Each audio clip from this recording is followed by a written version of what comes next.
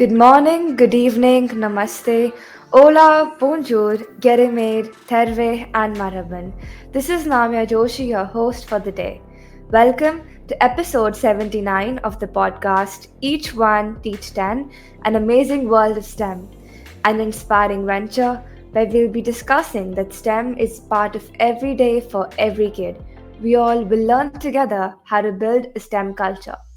Well, for today, my guest is Rishit Dagli, who is a CS freshman at the University of Toronto.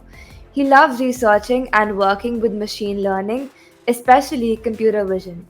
Coming from a software and robotics background, he contributes extensively to maintain popular open source projects, seeking and seeing his work at rather young age. He had been invited to speak at two TEDx and one TED events. It's my absolute honor to have you here, Rishit. So, how are you doing today? Yeah, I'm doing good, and thanks for the introduction. Thank you. So, before we begin, we would love to know more about you and the work that you've been doing. Sure. So I'm mainly interested in I'm mainly interested in these areas, especially computer science, machine learning, and vision. And recently, I've been particularly interested in researching in these areas. And apart from that, I'm also pretty excited about software, and I contribute quite a lot to some open source projects and uh, have built my own open source projects, some of which have been popular as well. So yeah, that's what I've mainly been up to these days. Yeah, that sounds really interesting. So, can you share a bit about your journey and the moment or experience that initially sparked your interest in, let's say, computer science, robotics, ML, especially I would say computer vision? So, just tell us more about that. Yeah, sure. So I started early on, and I was really interested in math since school. As so, I was mainly working towards Olympiads as well, uh, and I used to mainly prepare for that. And at the same time, I was also preparing for for Olympiads and GE. So yeah, that was going pretty well, and I had a lot of funding, that kind of stuff. And along the side, I also explored like a bit of robotics, uh, and that seemed to be pretty interesting to me, solving like all these kinematics problems uh, and just seeing something actually play out in front of me. So that seemed really interesting to me, I I also went to like a few of these robotics competitions and just saw how large scale stuff really was, and and how interesting the problems that they were solving were.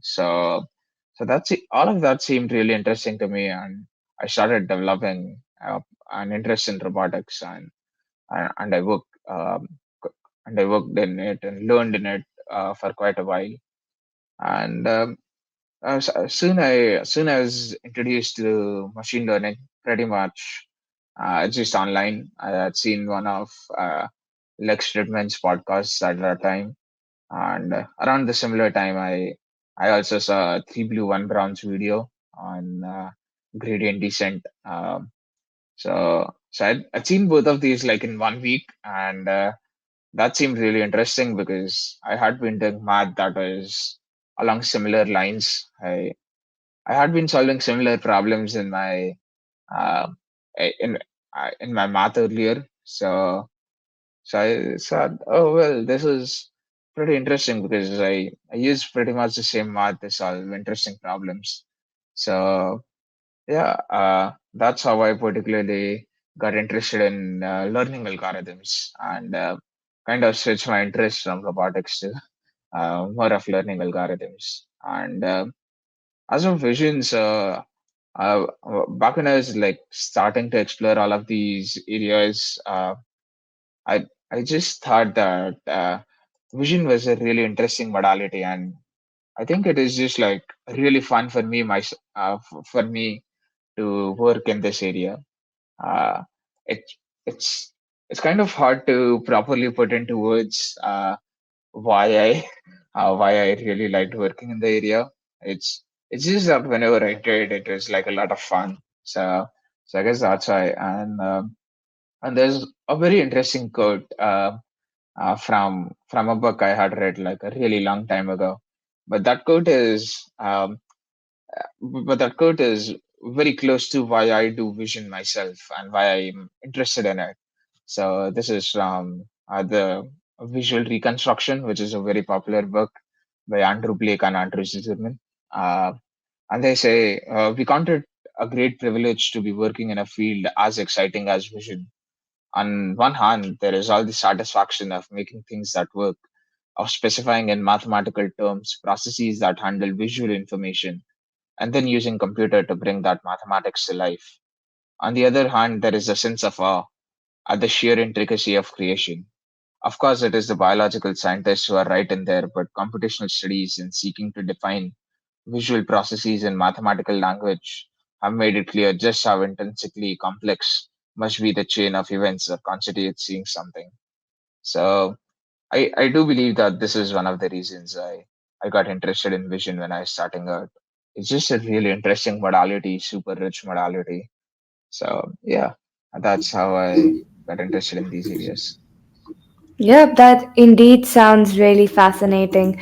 That you've always been into, preparing for math Olympiads for JEE and, exploring robotics by solving kinematics. And, when you also got enrolled in various robotic competitions that gave you more exposure globally, that what the global problems are and how we can solve them. And that's how led you to, starting developing. You worked and learned at the same time, and you got introduced to ML through podcasts, through videos online. They got your attention, and then finding computer vision really fun, and reading quotes from books that really caught up.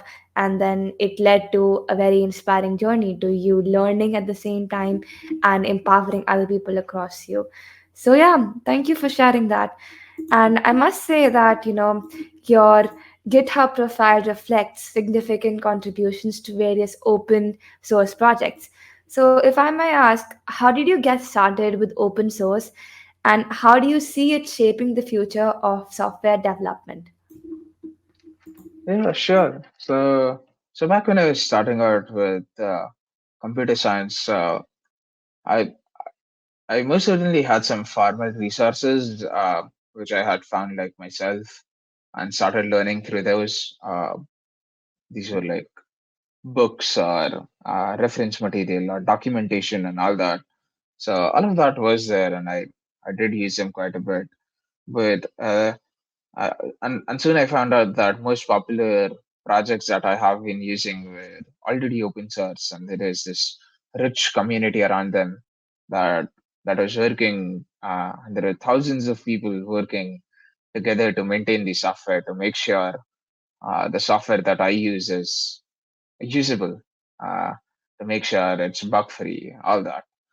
There are new features coming in. It's maintained. So that's how I got to know about like open source in the first place, and I and when I was starting out in my journey, and even right now, I've been learning quite a through to the awesome open source community. Um, Either seeing either contributing to projects and having someone always be there to help you and mentor you, uh, or just like or just open sourcing your own project and having help come from all over the world, and people reporting stuff and all that. So I think it is just really helpful in my journey to have to have the open source community help me out each time, and that's how I got involved with open source. And about the second part of the question, how do I see it shaping the future of software development? So not just software development, but for all kind of well, for everything, for even software, uh, for even other kinds of software, probably like research software and all those. I genuinely think that that most progress could be driven by making things open source. And in that regard, I think very closely to what a lot of people currently think with. machine learning models and making open source models. I do think you could only drive the most amount of progress not by keeping things closed, but by open sourcing them and having the community work on them. Uh, that allows you to uh, that allows you to drive all of this technology faster than ever. So yeah, that's what I think about shaping the future of development. Indeed, that is really stimulating, I must say. That you love to contribute to projects, having a mentor, people giving in their inputs to you to get you more involved in open sourcing. And I really love the idea of how you believe that open source could shape the future of every software, because like you mentioned that the progress could be driven by making things open source, and not by giving it a close outlook, but by open sourcing it, there can be more progress made as it is a larger, open, and stronger community. And even I believe that similarly, it could lead through a collaborative innovation when you are in a community-driven development, wherein you can build more cost-effective solutions. And basically, even if we are by embracing inclusivity and social impact, open source softwares, they contribute to a very dynamic, interconnected, and if I may say, like, accessible digital landscape that is able to empower every developer worldwide. So thank you so much for sharing that opinion. And coming from a robotics background, um, and software development as well. How do you see the intersection of robotics and machine learning evolving? And what potential do these applications excite you the most? Yeah, while I haven't worked a lot in the intersection of both of these, um, I haven't worked at all in the intersection of robotics and machine learning myself. But I've seen like quite a few interesting areas of research currently that like robotics transformers, which is one of the really popular ones, and a series of models that has been developed towards the same aims. So I think all of this is really interesting, and I think somehow this also gets us closer uh, to truly world models. And what I mean by truly world models is it's kind of these models that know everything in the world, that can attend to all modalities, uh, that can attend to a lot of things. For example, they have LLMs, which are really popular right now, and they only know about text. And it seems that they might be world models because they know quite a lot about, yeah, they know quite a lot about how the world functions and have and seem to have like human experiences. But there's still quite a lot of things missing over there to build a true world model. And I think like a lot of the research in the intersection of both of these areas is getting us a lot closer to building truly world models. So I think that's pretty interesting. Uh, and yeah, I have and um, and and it's pretty interesting to explore like this area of research, at least for me. So Yeah, absolutely. I really like the idea of, truly world models, like you talked about LLM. That's like a large language model. So I'm sure like you would love to tell about it to our audience as well, the ones who are not, knowing about that. So tell us more about, what these are, and apprise the audience about, what amazing things that the LLMs can do. yeah, uh, so, so again, I haven't worked quite a lot in LLMs previously. Uh, However, uh, so I guess a simpler way of explaining it is you want to train a model that can generate text for you, uh, and the way you do it is just give the model some sentence and ask it to complete rest of the sentence. Give it half the sentence and ask it to complete rest of the sentence, and that's how most modern LLMs are trained today. Uh, Once you do that, you have a model that's capable of completing sentences and doing all of these completions. it's not as straightforward as I make it seem to be. There's quite a bit of it, quite some huge models to do that. But essentially, you have this sequence to sequence problem. You have a sequence as input, sequence as output. And once you train models to do this, you have models that can do completions really well. Once you get models to do completions, like you might have seen on popular LLM interfaces, like Hugging Face Chart and OpenAI Start interfaces. So these are usually trained to follow commands. So you usually have some form of fine tuning some form of form of adaptation where you'd modify these completion models to be trained towards following commands. So this is like a very high level overview of how these LLMs work under the hood, and these are mainly focused towards generating text. Whereas what we were talking about, world models, uh, these could be focused on building like an internal representation of the environment around the models themselves, and it has a reasonable understanding of how the environment around it works, and uses it to like probably simulate some future events just like humans. So that's, I guess, like what I mean by world models, or what people usually mean by world models. And yeah, not to be confused with a very popular term which I think is super misleading right now, called AGI. But yeah, I yeah, not to be confused with that. Uh, but yeah, I'm particularly really excited about world models in this area. Yeah, thank you so much for sharing insight upon word models and LLMs for our audience. So, I have a fun question to ask you. Since you mentioned about a quote from one of the book that you've read, do you have any favorite book that you've read till date? Hmm. I think if I had to pick one, it'd probably be Godeleshwar Bach. It's a pretty popular book. I guess you might have read it. A lot of people might have read it already.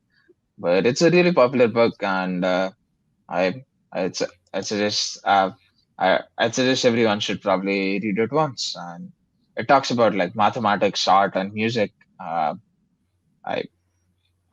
and while I'm not someone who enjoys art or music at all, uh, I think it's pretty interesting, and it discusses about like about how do you define stuff, and uh, what makes representations, or what is the meaning of the word meaning itself. So yeah, I think like it's pretty interesting, and uh, yeah, probably you should give it a read if you think that this sounds in, this sounds interesting.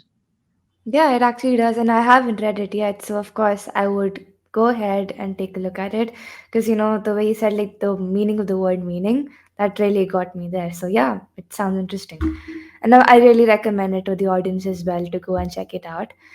All right, so thank you for sharing your favorite book, and moving on to my next question for you. I want to ask what specific projects are you working on and what insights have you gained from your research internships?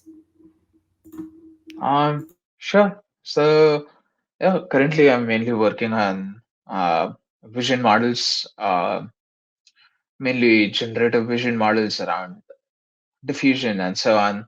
So I'm working on a few papers at work and at university, a few ideas at work and at university around this area. So yeah, that's particularly what I've been working on these days. And about insights from my internship, so uh, it has been pretty interesting. But I have also had a lot of understanding of how to build truly productions level systems, and not just, let's say, focus on writing a paper uh, that probably works in some areas, and you put in like cherry picked results and all that. Uh, but truly building world truly building production ready systems, that has been really interesting. And understanding that. well, you might build like a machine learning model that works for specific cases, and that probably makes a really interesting paper for you and all that. But it's a very different problem to solve when you put it out to people, because uh, people won't be reading about the specific cases where you have developed your model to work well. They'll be trying out everything. Um, and a customer and putting out a system to people out there as a production ready system is a true test of, well, everything. People will try their best to break your system, intentionally or unintentionally, and that's a different set of problems.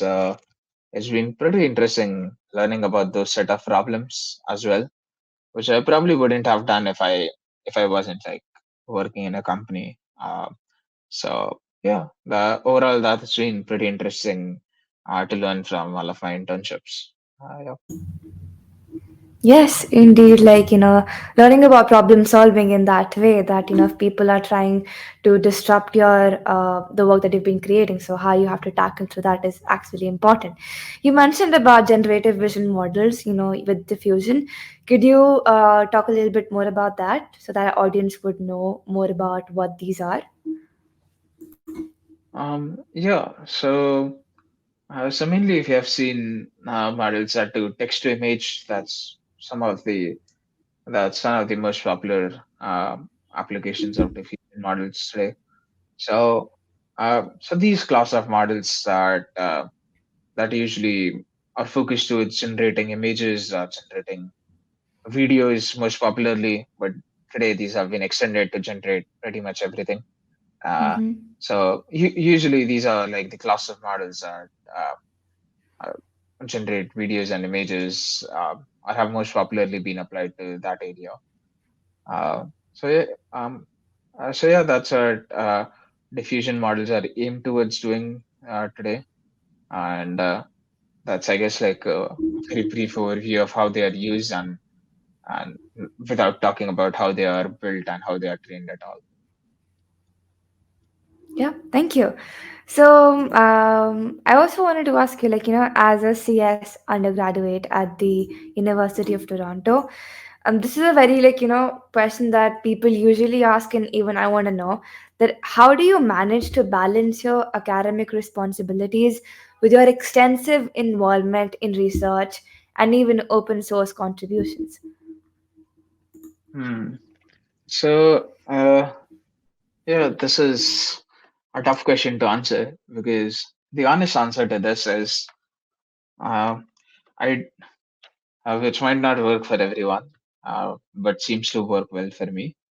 I do whatever I like whenever I like, uh, and that's the not the ideal, but the honest answer to it. Uh, and I think like managing multiple things can be challenging, but I like to think of it as managing my academics is non-negotiable. I At least for myself, might not be for everyone, but at least for myself, I need to get a good grade.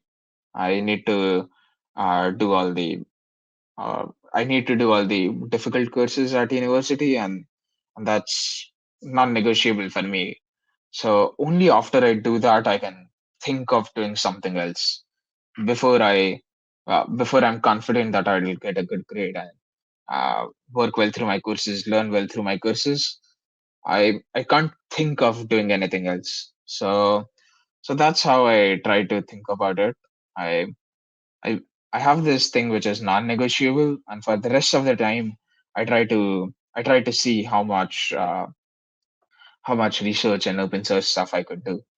And what I've also learned the past over the past year or so uh, is probably to decide what kind of things you really love doing, and make sure that make sure that you prioritize stuff very well. So it might not make sense to probably like just go ahead and work on, let's say, 5 research projects at once, and probably maintain like a few open source projects at once, and and that you won't be able to give time to each of them. But just prioritize and see what parts do you really love doing, and make sure you take them sequentially. Like work on something, complete it, and then take on something else. So over the past 1 year, especially through making mistakes in doing so, I've learned that this is really important to do. But yeah, that's how I currently manage my time between everything. Yeah, that really, is persuading for the audience, I must say. Like, I really like the idea of, do whatever you like whenever you like. Because it's, you who has to decide how you have to manage your work and how you're supposed to get them done. Like you mentioned about managing academics being crucial, your top priority, and in your words, non-negotiable. And then when you're done, that you sure yes you'll be able to get good grades, you can focus on your projects. And also, what you love to do and love what you do is what makes the core of having a passion to do something, as well as being focused on your academic side. So again, like you also said, that don't multitask, productively work on one task, because we intend to have too many eggs in one basket, and they intend to they tend to fall sometimes. So it's important that we are putting our proper efforts and the entire hard work on one task, or even two if we can manage. But then it cannot be like you said, focusing on so many at one time. So yeah, thank you so much for sharing those insights. And lastly, I would love to ask you where we can find you online so the audience can connect with you. And before we sign off, we would love to have a message from your side to the audience that is listening to us right now. Sure. Uh, so about finding me online, I guess I'm most active on Twitter. So that's the best way to find me online. Twitter or X, whatever you like to call it. And about the message for the audience, I I guess I've I, if there's if there's someone who's probably like younger and seeing this, then a message for them is, I guess, just try to find out what you are truly interested in. What do you think? Um, what do you think like really gets you excited and you'd want to work on it for a long time, very early on. I And it could be like any of your school subjects, or like I didn't like. I used to go to school very little. I used to mainly prepare for JE. So it could also be like one of your subjects, and or it could be something else. But yeah, I just say try to find out what you're interested in very quickly, so you can focus on that, and try to like probably master that one area pretty well. Uh, so yeah, I guess. From my experience and from what I've done, I think that's a nice strategy to take on. So that's what I'll leave folks with, and it's up to you to decide if you think this is good for you. Yeah, indeed. Thank you so much for sharing that. And listening to you today has reminded me of this fact that, purpose is the North Star guiding your journey, and passion is the flame that keeps it burning bright. So, thank you so much, Rishit, for, sharing all your insights with our audience today. It was lovely having you here on the podcast, and thank you for taking out your time for sharing all, the lovely thoughts and your amazing knowledge as well. Thank you. Thank you. Likewise. Thank you so much. And thank you everyone for listening to this episode. And I'll see you in the next one. Till then, each one, teach 10. Have a nice day.